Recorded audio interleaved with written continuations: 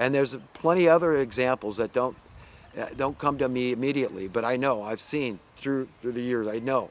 They report what they want, how they want, when they want, and they just simply ignore the things that don't suit their purposes. They don't want our paradigm to grow in a healthy way. They don't want you to understand sound currency. Sound currency. We have a right to it. These politicians are elected by the people. They're our servants, our slaves. If anybody's a slave here, then it's them. And they need to pay homage to, if anybody, to us. Okay, of course, I believe that homage only belongs to God, reverence only for God. We shouldn't live in fear of any man. That's not the kind of reverence that we should be giving these people. Okay, no, they don't deserve that. And we don't deserve it, but they've got us there. They've got us over a barrel. It's a paradox. The money, we need money. This is the way the system works. Money, money, money. We all need that. I get it. I'm stuck in this same paradox too. But, nevertheless, I'm not going to sell an iota of my soul. I'm going to admit that, yeah, I can't enjoy the degree of prosperity that I have. And I'm telling you, if the vast majority of people, even all around the world, could look at my personal finances, they would laugh. They'd say, you just made a joke. That's funny. They might chuckle. They might guffaw. But, hey, look, I don't see it like that. I see that I'm born rich. That yes, my wealth is being withheld, but I really don't care. Like I said, I'd rather be numbered with the oppressed than the oppressors any day. Any day. Because I wish that I see poverty as a wound on the collective body of humanity. And we keep wanting to bind it over here. We gotta tweak the economy. No, but we don't do anything radical. We need to tweak it here, tweak it there. If we just had interest on the money, and like Max Kaiser's always saying, tweak it here, tweak it, but remember, Muslims hate usury, so it'll never work in their nations. They don't want anything to do with paying interest. I mean, they've got very egalitarian governments in a lot of those Middle Eastern lands. That this is why I believe that the money printers picking on these people. They don't want to go in debt. This is how tyrants embed themselves. They put a nation in debt, and so it always falls on the back of the weakest links, the poor people, okay, the most vulnerable, those that don't have great educations, those that don't have great motivations, those that weren't brought up as well as you, those that were born into a very low economic class, okay, those that have made poor career choices, that's what you want to call it. I mean, if a guy wants to do something, if it's really his heart's desire, but there's not a lot of money, and he's got to be true to himself. You wouldn't, begrudge him that, right? So, I mean,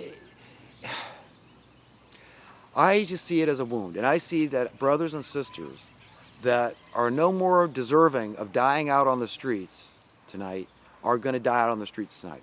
And I have a guilty conscience before God because I could give more to charity. I could give more of my stuff, okay? So I have a hard time living with myself. It really makes me search my own soul and say, God, I just want this to end. I want to bind the wound where it's hemorrhaging. And I see my righteousness as filthy rags. At this moment, I can see just right through God's eyes.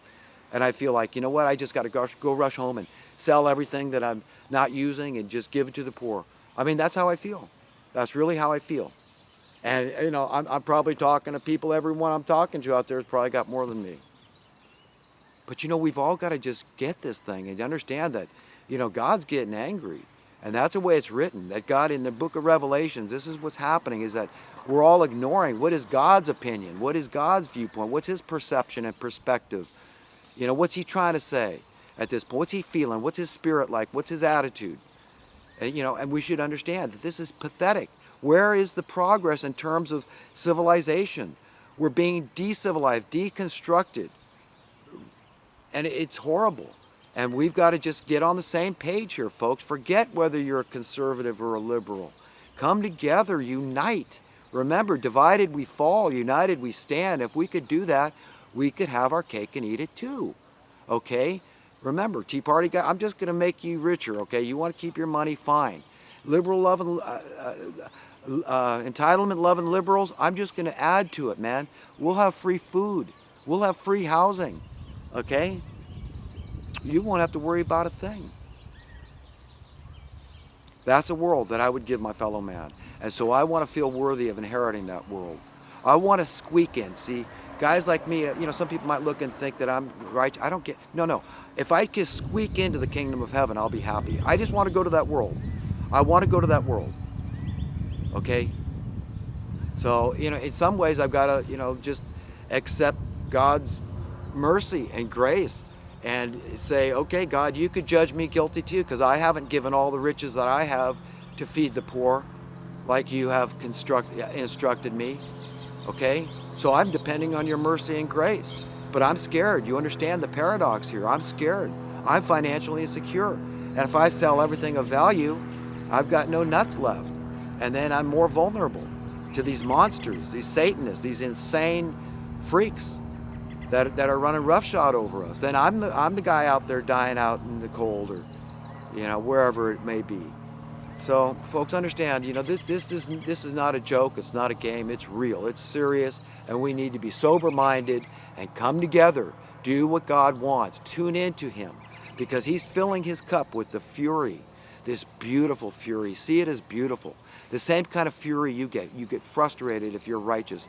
You get indignant if you're decent, because you see the injustice and you hate it. You despise it, and you should. That's your godly nature and instinct. And you got it from God. We're supposed to hate evil. Okay? We're supposed to work toward good things, toward peace and joy and contentment for everybody, not for some. Okay? And this world is all about some. It's all about privilege and anti-privileged. It's all about discrimination and anti-discrimination. Okay? It's all about division, divide and conquer, and just run roughshod over us through the monetary reality that's been inflicted. And I mean inflicted, not just imposed, but it's inflicted on us. You either adhere to it, you either succumb to it and conform to it, and consent to it, or we'll destroy you. We'll come in, we'll take everything you own. We could take the clothes off your back and put you in prison garb if we want. That's a rule. It's like a very bad religion. Okay? So yes, I hate bad religions. And yes, I hate the state being this establishmentarian, this monster, this satanic monster of tyranny that can literally take the clothes off my back, put me in prison garb because they say so. Because they made up a regulation or rule that says I'm wrong. And you hear about this all the time. I hear it on the Alex Jones channel on YouTube. I listen to these people, journalists and people speaking out, and whistleblowers and whatever it is. They come down, oh, hey, wait, this is classified, or whatever excuse they come up with for want to imprison these people and take all their stuff and destroy their families and their lives, everything. Okay? So, this is very serious stuff, and we've really got to come together. Like it said, hang together or hang separate. And you've got to know with certainty that good will prevail. I promise you. I promise you. Okay, I know that. It just comes to me in spades. I know that God is working right now. It's not something, this return of Jesus, that has to be a sudden event.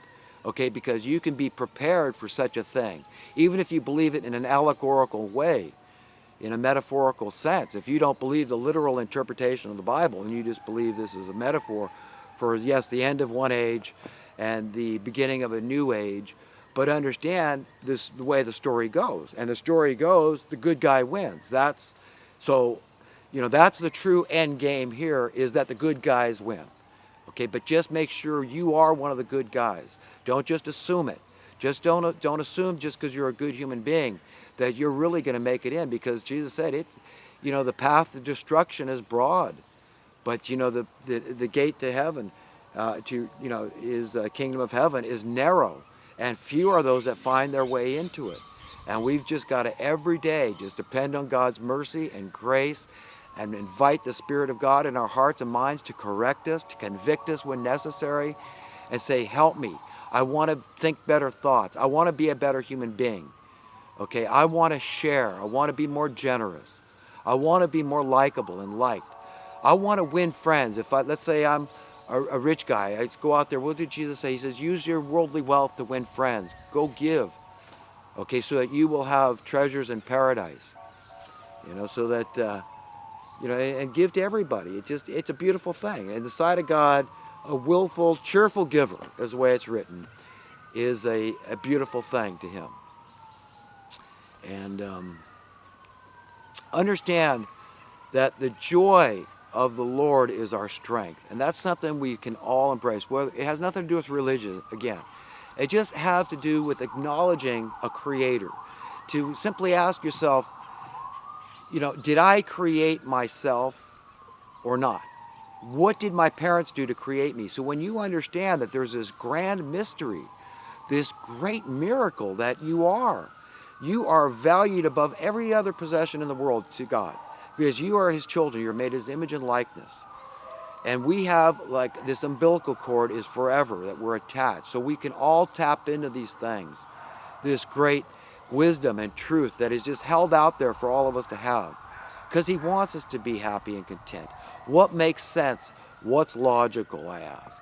And this is the kind of thing I'm talking about, is that we really can do this every day and practice this and become better human beings and work toward and be ready for that world of tomorrow. That world of tomorrow where everything is changed.